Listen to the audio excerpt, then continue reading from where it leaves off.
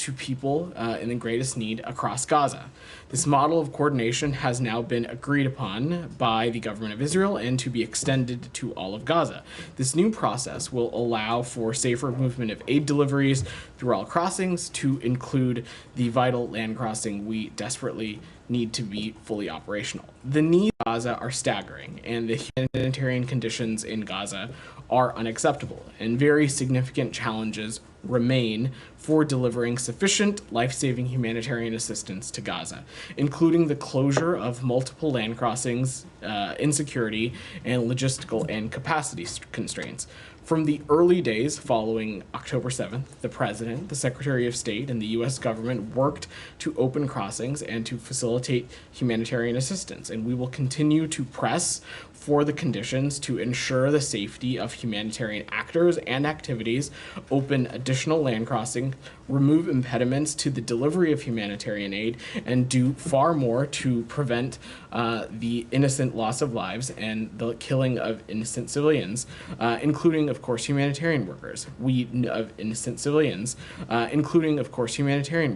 We know that more aid needs to get to civilians in Gaza, which is why we are continuing to work around the clock to broker a ceasefire agreement that would allow for a massive surge in aid to all in need and to see the hostages come home. So with that, Matt, I am happy to dive into your questions. Just on the pier, so is it the view of the State Department that this initiative was cost effective? Matt, we believe that this was a successful initiative. It was able to well, I didn't provide. Ask you if it was successful. I mean, delivering one loaf of bread would make it a success, but was it cost effective? In terms of the technical breakdown, Matt, I'm sure my colleagues at the Department of Defense would be happy to speak to that. I know our briefing in a little bit later this afternoon. But what I can say is that we believe that this effort was successful, and specifically because the pier and its existence and the work that happened through it impacted aid delivery to northern Gaza. It successfully delivered millions of pounds of aid to the people who need it, nearly 19 million, as I mentioned. And its use helped overall the increased flow of aid and alleviate conditions in northern Gaza. Not at all to say that the situation is resolved or conclusive or anything like that, but overall it was a effort that we believe was successful. Okay, and then just at the very top of what you said over the last 9 months the humanitarian situation in Gaza has been dire. Is it the view of the administration that prior to 9 months ago, prior to October 7th, the humanitarian situation in Gaza was just fine? No, Matt, not at all. I was, of course, speaking in the context of the months following October 7th. Of course, the Gaza Strip has long been an area that has needed consistent humanitarian access, consistent humanitarian aid, and I didn't mean to imply the otherwise with my comments. Right. Thank you. Can I just follow up on the pier? Can I? Sure. Yeah, I'll come back to you, Jenny. I'll defer to Jenny. Sure. But on the pier, did it meet its goals? I mean, its goals as defined and so on. You believe that it met its goals? I know you mentioned that it fed 400,000 Palestinians for 1 month. That's 1/5 of the population for 1 month.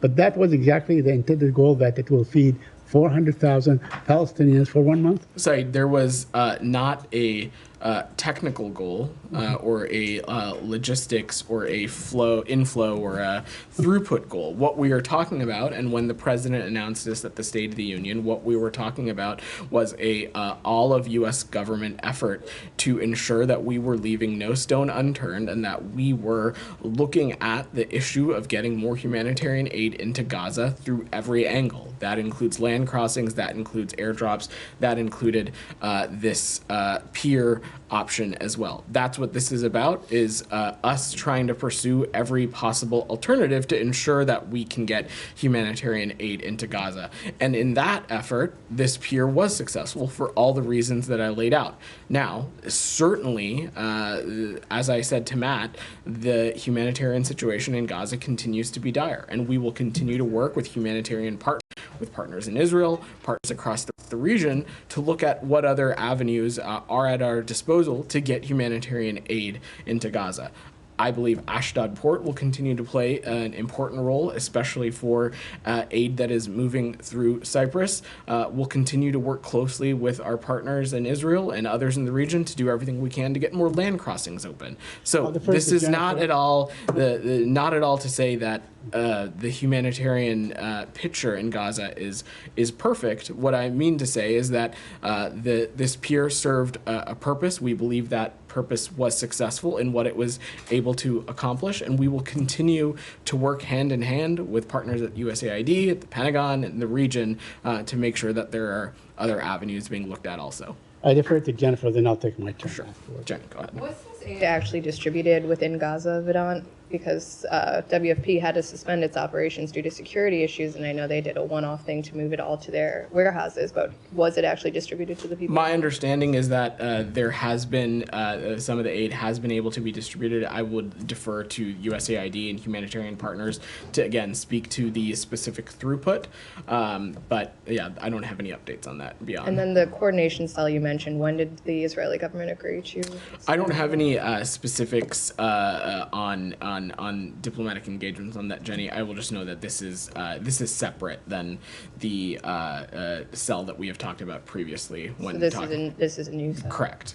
This is specifically catered around humanitarian aid and as a outproduct of this pier. Isn't this something that the Israelis had said they were going to be working on after the deadly strike on the World Central Kitchen convoy? It's something that we continue to engage on with the Israelis when it comes to ensuring that there's clear coordination. And like I said, this is a separate endeavor than was being talked about then. Are there any updates on the opening of the Rafah crossing? Where do those discussions? I have no updates for you. Again, we've talked about this before. Obviously, the closure of the Rafah border crossing is a logistical hurdle, but also, we've talked about this before, was an important conduit for humanitarian aid.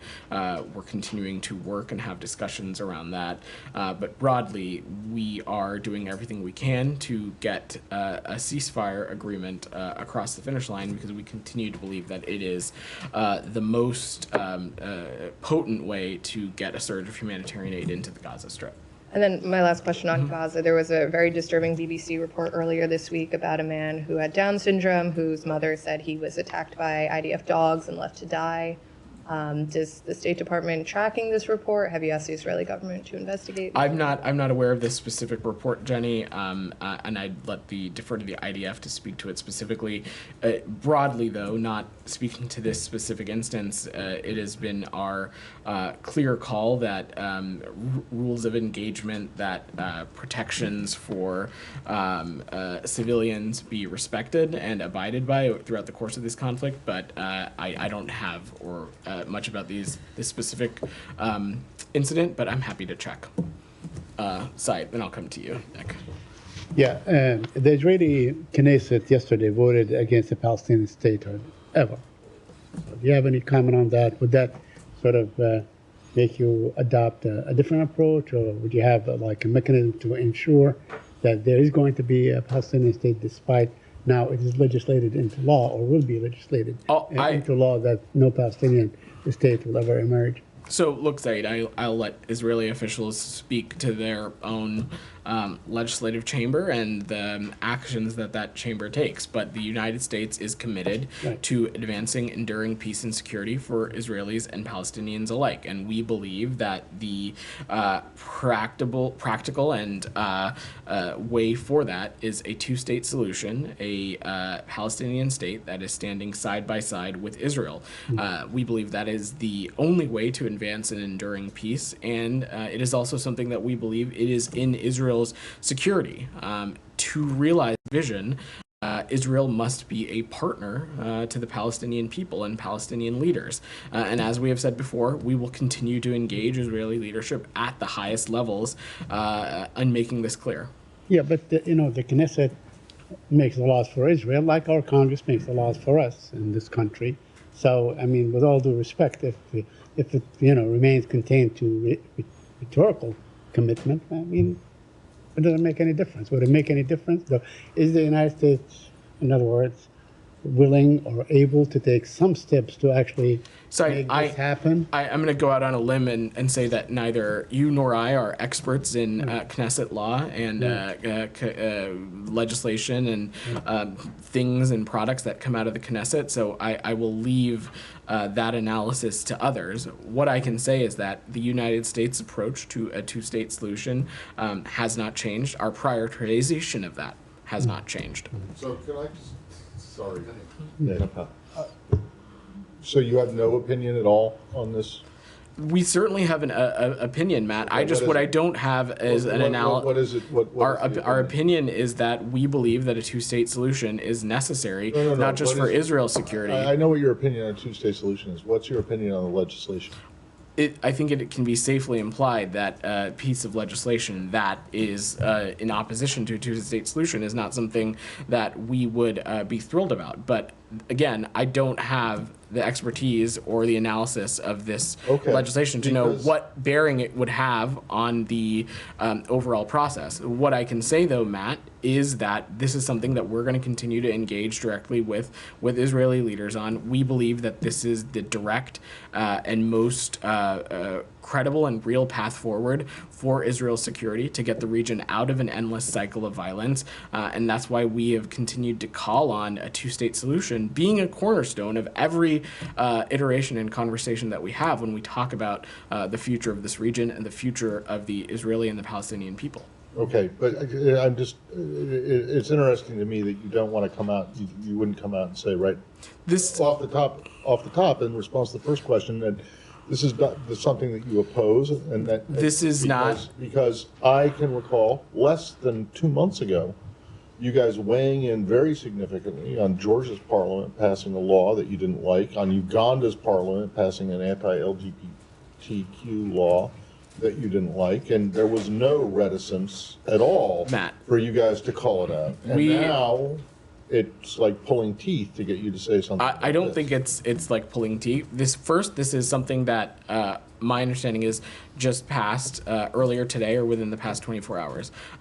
What the full contents of this legislation are, I certainly haven't had time to read it. I can't imagine Said or you have either, Matt. Correct me if I'm wrong. That being said, our long-standing position on a two-state solution is quite clear, and we believe it continues to be the only way to advance enduring peace. And it's something that we have made clear with Israeli officials across its government, and it's something that we will continue to make clear across. All right, fair enough. But I don't think that you can cite chapter and verse of the Georgia law or the Uganda law either. So don't, you throw it back and say, well, you haven't read it. We know what's Matt, the essential outline, which is basically what you knew about the two laws that I just mentioned. Other countries. These are different circumstances, different countries. I think these are a little bit apples and oranges. The point is that you are not shy about weighing in on other countries' legislatures' decisions or votes. And in this case, we are not shy about making clear that how vital we believe a two-state solution to be about being the only way for an enduring peace. Nick's patiently been waiting. I have a couple more questions. I'm sorry, I will come to you. Okay, all right, go ahead, Said. But I just want to ask you a couple more. Yeah. The Mossad leader, the Israeli intelligence leader, said that Netanyahu is really intent on thwarting any deal. Do you have any comment on that? Did you hear the Mossad chief, what he said and so on? So for obvious reasons, Said, I'm not going to negotiate or speak about the deliberative process from up here. What I can say is that we're working to get a deal. We're working to get a ceasefire and bring the hostages home. And we continue to believe a diplomatic resolution is achievable and urgent. We're hopeful about the direction that things are progressing in. And we believe, as I said, something is achievable. But I'm not going to get more specific or offer commentary beyond that. But Mr. Barnea, the head of the Mossad, is the guy who is really heading the negotiations. So he knows. He knows exactly what's going on. He knows that his prime minister is not allowing him to go forward with the deal. You don't have a comment on that? I'm just not going to negotiate on this process in public. That would be unhelpful to the process. What I can say is that we are hopeful about the direction that things are progressing in. We believe a deal is both achievable. It's something that we have been working around the clock. It's an urgent priority for Secretary Blinken, and this is something that we're working to get across the finish line. But I don't have more for you. Anything else on the region before I let Nick go? Go ahead, Nick. This is on Iran. Okay, go ahead. States re-upped the 4-month sanctions waiver for Iraq to buy electricity from Iran without being subject to sanctions. It's now really a good time to be granting or extending sanction waivers when Iran is plotting to assassinate the former president and others. And what, if any, ramifications will Iran face for that? So, what ramifications it will face for plotting to assassinate? Okay, these are two separate questions. First, let me just say on the issue with Iraq, what this is about is this is something we have renewed this waiver for the 22nd time, and it is about the department permitting Iraq to purchase Iranian electricity while Iraq continues to develop its domestic generation capacity and continuing to create its own independence off of Iranian energy. These waivers are short-term and they're stopgap measures to provide energy stability. That's ultimately what this is about, is we want the Iraqi people, as we would want in any country, to have access to consistent, safe energy, which is vital to so many civilian infrastructure projects, civilian establishments. It probably would be a waste of time for me to list them off.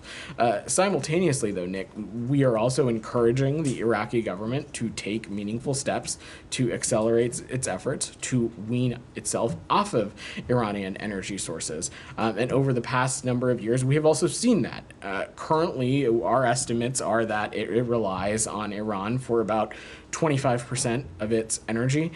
Just a few years ago, that number was 40%. And in recent years, we have seen our partners in Iraq double its capacity for its own electrical generation. So we are seeing progress and steps in the right direction, and we want to continue to see a clear plan, including realistic and measurable milestones. Now, Nick, separately on the other question that you mentioned, the Department of Homeland Security and the Department of Justice can speak to questions pertaining to the attempted assassination of former President Trump, as well as how other threats may or may not impact efforts that are undertaken to protect the former president. We're going to continue to do what is necessary to protect our people, protect our interests from threats emanating from Iran. That, of course, includes protecting former officials from any threats that may potentially emanate from Iran. And you have seen us not hesitate to take appropriate actions against the Iranian regime or its proxies when American interests, its people, or American officials have been threatened or been put in harm's way. And that continues to be the case. And for obvious reasons, it should be no surprise to you. I'm not going to preview what actions and steps we would take from up here. Follow up on that? Go ahead, Alex. Vedant, Yeah. The White House this morning said that the threat is credible. So if it's credible, getting back to Nick's original question, what actions are you taking to, first of all, deter it, second, to make Iran pay price? So in answering, I addressed this when speaking to Nick's question, Alex. I'm not going to speak to actions from up here. I'm not going to preview to them. That would be not in the interest of our national security. What I can say, though, is that we will not hesitate to take appropriate action to hold the Iranian regime accountable and to ensure that we're doing whatever is necessary to protect our people, including former officials, and to protect our interests from threats that are emanating from Iran. Has the U.S. government reached out to Iranian new leadership? I'm just not going to tell them. I don't have any. I don't have any diplomatic conversations to read out. We've made this message. Quite clear. I have two more questions, different topics. I think there's a couple other in this region. Then I will come back to you. DR. Thank you, Vedant. Just going back to the sanctions waiver to Iraq, there is a lot of concerns in the Congress that the transactions is fungible. And what restrictions and what limitations have you placed it in this renewing sanctions waiver to Iraq that the Iran is not getting any single dollars from that waiver? So let's just remember that as it relates to these funds, none of these funds from Iraq's purchase ever enter Iran. The terms of the electricity waiver, any notion that these kinds of funds are being released to Iran is fake. And the important thing to remember here, DR, is that what we're talking about is not a specific dollar amount. It is a waiver authority that allows the purchase of electricity over a certain period of time, in this case, 120 days. So it's permission for an activity over a period of time. And that's what this is. One more question on that. Yeah. Per sources, per people that have talked to the State Department and the Iraqi governments, the renewing sanctions is based on the progress that the Iraqi government is making towards the energy independence from Iran. Since 2018, you are renewing this sanctions waiver to Iraq. Yep. Could you speak of the nature of this time's renewing? Is there any change? Is there any limitation that how much energy Iraq could buy from Iran in this? So the government of Iraq can speak to how much energy they may or may not need over the course of this 120-day period that was just approved.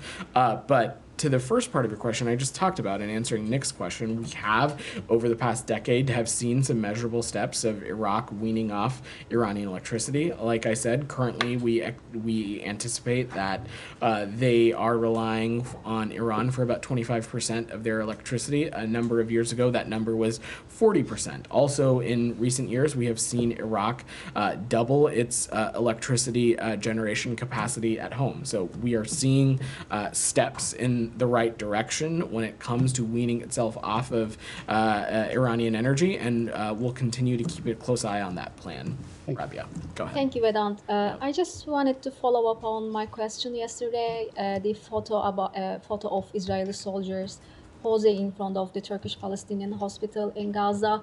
What is your reaction to this photo and the reports that the IDF is using this hospital as their military base in Gaza? So we've seen the reports on the Turkish hospital, and we are in touch with Israeli counterparts to learn more. And that's really all that we can say at the moment on that. I think at face value, when looking at that image, what we see service members posing in front of the hospital. So I don't want to draw any conclusions beyond that. But we have asked the IDF for additional information, and we look forward to receiving that. But beyond that, that does not change the position that we have held for quite some time now, that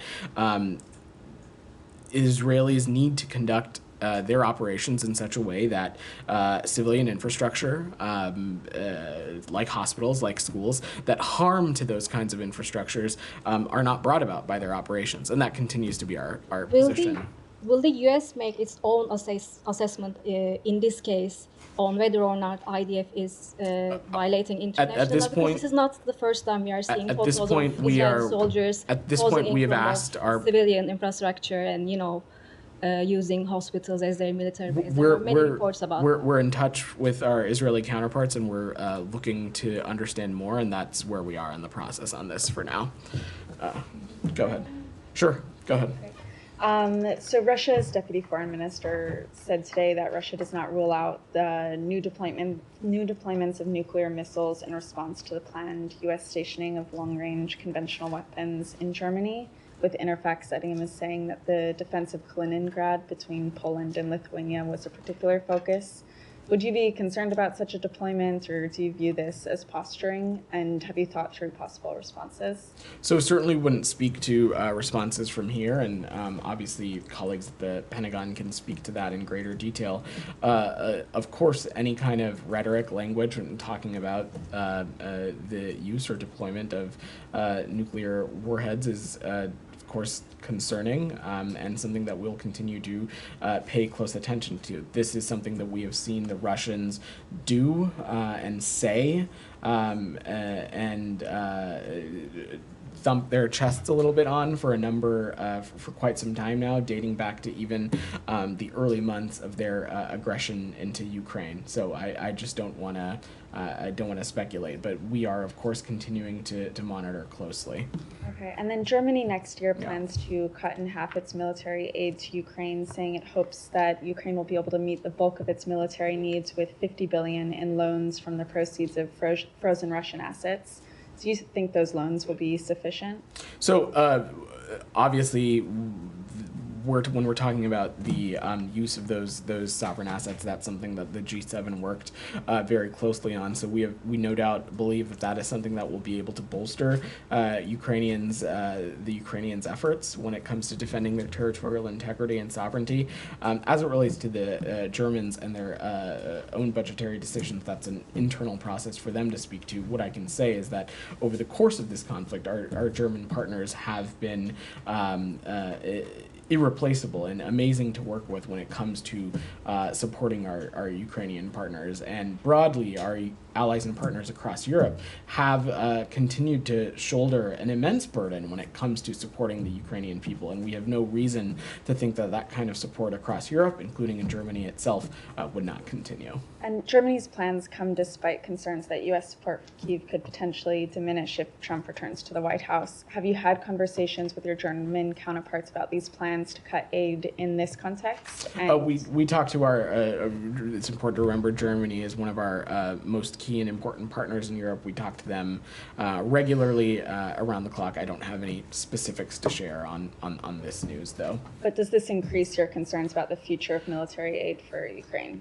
Like I just said, we have no reason to believe that aid from across Europe will not continue to be robust in supporting our Ukrainian partners. Leaders of these European countries have themselves said that, including Chancellor Scholz, and the United States has also. Since the passage of supplemental, we also have continued to show our support to our Ukrainian partners through PDAs and other kinds of support, and we have no reason to think that won't continue over the coming months as well. Okay, sorry, just quickly on Evan Gershkovich. His trial moves quickly through the witness testimony behind closed doors today. Was the embassy able to have access to his trial, and when was the last time the U.S. had contact with him? Sure. And then what's the latest on a potential prisoner exchange for him and Paul Whelan? So a couple of things. First, we are obviously watching this trial very closely.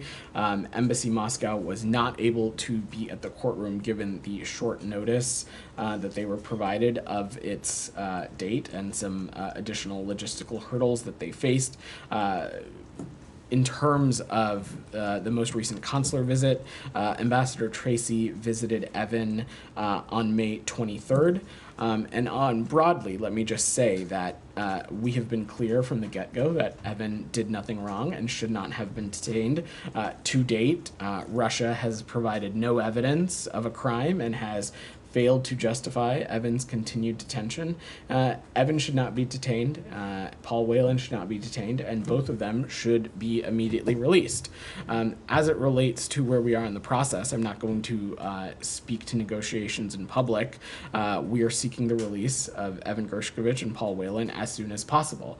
The timeline of the trial and what route that takes does not have a bearing and has no impact on the urgency that the United States has been prioritizing in this effort. We want both of them home immediately, and will continue to work in this area until they're reunited with their loved ones. Go ahead, Thanks, Shannon. Vedant. Follow up on that, actually. Yeah.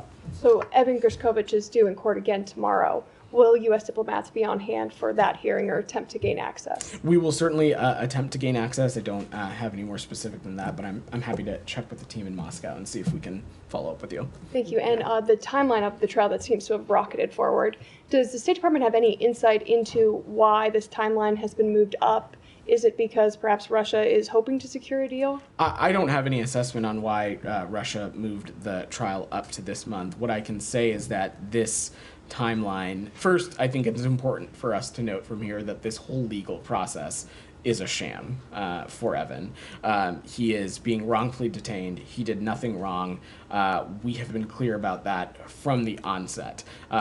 Again, I will use this opportunity to echo that Russia has provided no evidence of a crime and failed to justify the reason behind Evan's detention. Now, that being said, this fake sham legal process that we are seeing play out has no bearing on the urgency that we have placed on seeking a release of Evan's detention and seeking a release for Paul Whelan as well, and we'll continue to work that process tirelessly. Can I follow up on that? Yeah, go When ahead. was the last time there was any active, substantive discussion between the U.S. and the Russians on this matter? It should be no surprise to you, I would not speak to those kinds of negotiations or process from up here. Has there been any other offers put on the table after the ones that you guys I'm just not publicly going to alluded to? negotiate in public. Thanks. Jenny, go ahead. Thank you, Vedant. North Korea. Recently, a series of North Korean diplomats overseas are defecting to friendly countries such as South Korea and the United States. The reason is said to be Kim Jong-un's pressure to fund nuclear and missile development. How do you view this situation? Well, it certainly should come as no surprise that there are people in North Korea who want to leave the crushing oppression of the DPRK regime.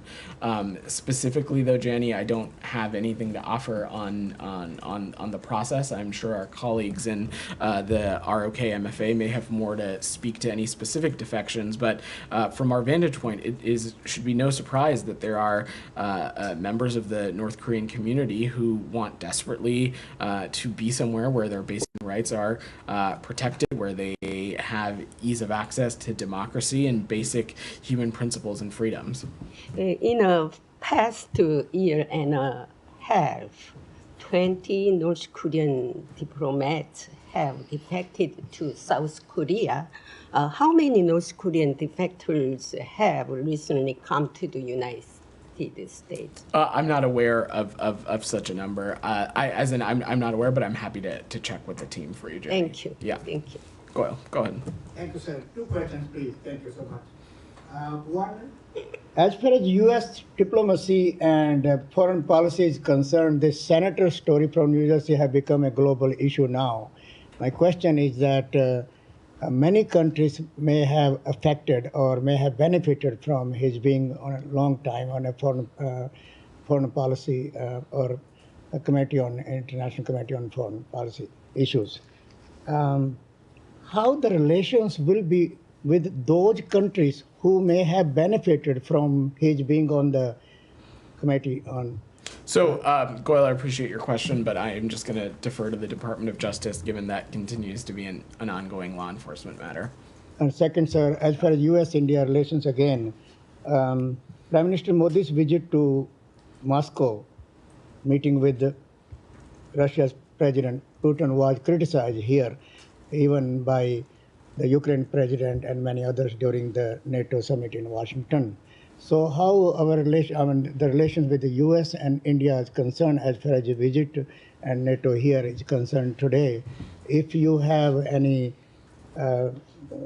talks with the Indian authorities or foreign minister or any others as far as his visit to Moscow is concerned? Well, look, broadly, India continues to be a country in which we partner with in a number of key areas, and that was clearly on display last summer when we hosted Prime Minister Modi for a state visit. But beyond that, in the context of Ukraine and Russia's ongoing aggression and its infringement on Ukraine's territorial integrity and sovereignty, we continue to ask all our partners, including India, to support efforts to realize an enduring and just peace for Ukraine. And we urge Russia to withdraw troops from Ukraine's sovereign territory. Go ahead. Thank you, sir. Thank you. It's a Bangladesh issue. Student demand quota issue is in danger now. They killed more than 50 people today and 7 on 16th. 7 people killed on 16th. So there's a big chaos going on there. What do you have? The Prime Minister is ordering police to kill students, innocent students. They are demanding for quota. Instead of your merit should be your knowledge, not the quota. So they're demanding a whole Bangladesh is like Hawas now. What do you have? What the United States of America stands for it? Matt spoke a little bit about this earlier in the week, so I will just echo that we're continuing to monitor the reports of violence from the ongoing protests in and around Dhaka. Freedom of expression and peaceful assembly are essential building blocks to any thriving democracy, and we condemn the recent acts of violence in Bangladesh. Our thoughts are with those who have been killed or injured by this, and we're continuing to rely on media and contacts on the ground for information. Number two is like military and BD are on the road. So do you have any comment on that? So again, we need to make sure that any kind of freedom of expression is happening safely and people are free from violence. That's something we're continuing to pay close attention to, but I don't have any additional updates on that. Thank you. Jolio, go ahead. Thank you very much, Vedant. First, a quick thank you from these 24 Pakistani girls who visited State Department just 2 weeks ago. It's a student program, STEM. They especially emailed me as well. These are some unrecognized State Department's workers who play a wonderful role in doing these projects and something the U.S. government does for these poor countries. So thank you on behalf of them. Just two questions. 50,000 Afghans in Pakistan are waiting to be brought to the U.S. $20 million, according to my banking information, is every month is spent on them by the State Department. Your comment on that, whether it's a good use of the taxpayers' amount, and also whether you are aware that these individuals that are there, they're involved in some anti-state activities in Pakistan. Like, are you talking about specifically those who are those SIV? 50,000, not those millions of Afghans. Those specifically 50,000 Afghans that the U.S. has.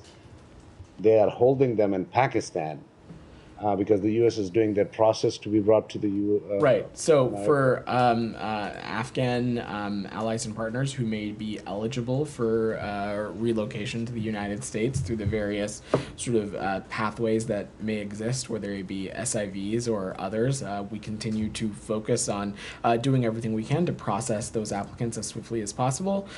We, of course, appreciate the partnership of certain host countries, in this case of Pakistan, and we'll continue to do everything we can to process those quickly and efficiently. No, but what I'm saying is, are you aware that some of them are involved in supporting? I don't have any comment on that. Just one more question, sir. Yeah.